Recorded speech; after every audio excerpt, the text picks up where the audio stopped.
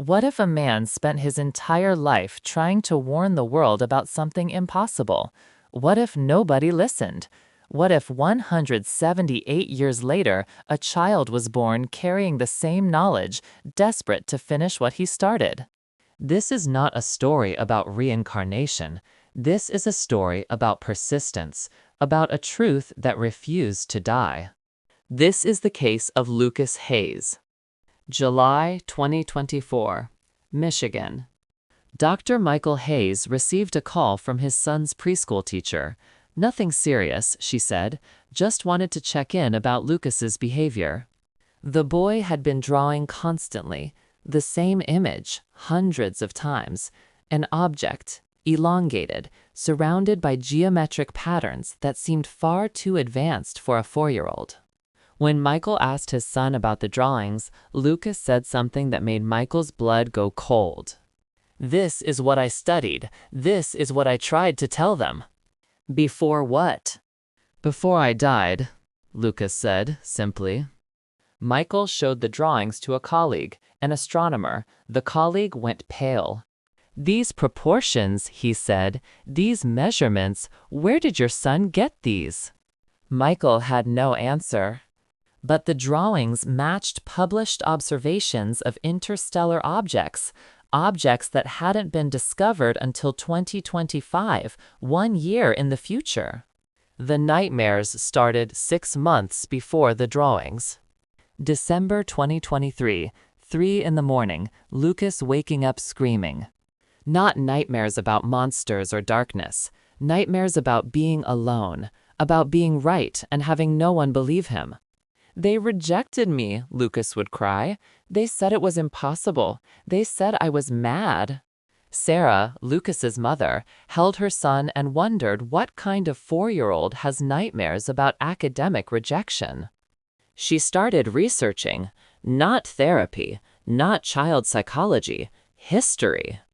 Astronomers, 1800s, rejected discoveries. She found Edmund Hayes in old records, an amateur astronomer from Portland, Maine, 1847. He submitted a paper describing an object approaching the solar system. The paper was rejected. Not once, 3 times. Sarah read the rejection letters, written in formal 1847 language, and felt something shift in her understanding of the world. Edmund Hayes died in obscurity, his theory never published, his name erased from history. She showed Michael the historical documents. He stared at them for a long time. Then he looked at their son's drawings. The measurements matched, the approach vector, the composition estimates. Edmund Hayes, an amateur astronomer in 1847, had predicted the arrival of an interstellar object with accuracy that modern technology confirmed 178 years later. And their 4-year-old son had been drawing it since before anyone knew it existed. Dr. Amelia Rodriguez, an astronomer at the local university, agreed to see Lucas. She brought historical star charts. She asked him to identify constellations as they appeared in 1847. Lucas did so perfectly. He corrected her on which stars had shifted position in 178 years. She asked him about Edmund Hayes's personal life. His voice changed when he answered. Older, resigned. "I had a wife," he said through Lucas's mouth. "She left because she thought I was mad. She was probably right to leave. I was obsessed. I had nothing else. No children, no legacy, just this one truth that nobody wanted." Dr. Rodriguez felt cold. She asked him about the rejection letters. Lucas recited them word for word. When he finished, he said, "I've read those letters more times than I can count. The observations are fanciful. That phrase, it haunted me for the rest of my life." The prediction was precise. Historians verified it. Edmund Hayes had calculated in 1847 that an interstellar object would enter the solar system in October. The exact October didn't matter in his calculations. He was simply describing the vector, the velocity, the inevitable trajectory. 178 years later, on October 29, 2024, 3I/Atlas was detected by astronomers around the world. The date was exact. The composition matched Edmund's predictions. The size estimate was within 12% of modern measurements. Everything Edmund Hayes had written 178 years ago was correct. Michael sat with Lucas the night of the announcement. The news was on every channel. Scientists were baffled. How had an object from outside the solar system arrived at this precise moment? What were the odds? Michael didn't tell them the odds. He already knew. Lucas looked at his father. His 4-year-old face held something ancient. "I tried to tell them," Lucas said quietly. "I spent my whole life trying to tell them. I died trying to tell them." "Why did you come back?" "Because some things are too important to die with you," Lucas said. "Because the universe doesn't forget, and sometimes it gives you a second chance."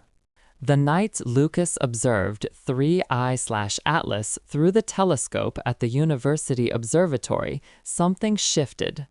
He was no longer 4 years old, not in the way that mattered. He stood perfectly still, eye pressed to the telescope, watching an object that he had first seen 178 years ago through a different instrument, in a different body, in a different life. When he stepped away from the telescope, tears were streaming down his face. "What did you see?" Dr. Rodriguez asked gently. "I saw them," Lucas said. "I saw that I was right. I saw that it didn't matter that they rejected me. The truth arrived anyway." Today, Lucas is 5 years old. The memories are fading, as they always do. Edmund Hayes is becoming less distinct, less immediate. The pain of rejection is dulling into something that feels like a dream. But Lucas still has the drawings, hundreds of them, each one a calculation, each one a desperate attempt by Edmund Hayes to describe something he couldn't prove. Michael keeps them in a folder. He looks at them sometimes and wonders about consciousness, about time, about whether some truths are too large for a single lifetime. On the wall next to the folder, he has framed 2 images side by side. Edmund Hayes's sketch from 1847. A photograph of 3I/Atlas from 2024. They are nearly identical. Some people spend their entire lives trying to tell the world something important, and nobody listens. Sometimes those people come back, not because they have unfinished business with people, but because they have unfinished business with truth. Sometimes the universe says, "Try again." This is my other life, where the past refuses to stay buried, where some discoveries take centuries to be believed, where a 4-year-old boy carries the memory of a man who died 178 years before he was born. If you or someone you know has experienced memories that don't belong to this lifetime, share your story with us. Tell us about the knowledge you carry. Tell us about the truths you remember. Because somewhere, someone else might be listening.